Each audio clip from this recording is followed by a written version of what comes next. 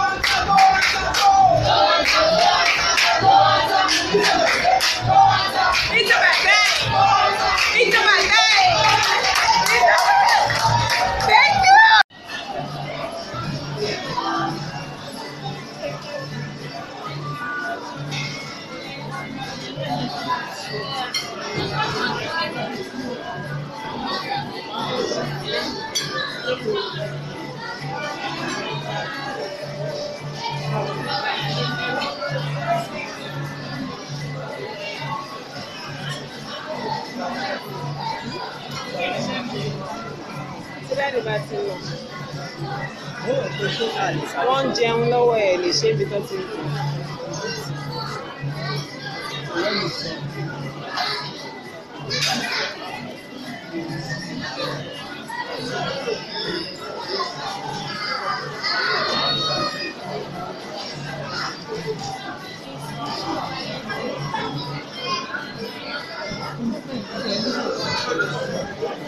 Thank you so much for watching our videos, and importantly you need to subscribe because we drop videos almost every day. You have to subscribe. There's exactly everything. Go TV, click on it, you see a subscribe button, click on the subscribe button. That's all. And if you have a big show coming up, any event, you can call us.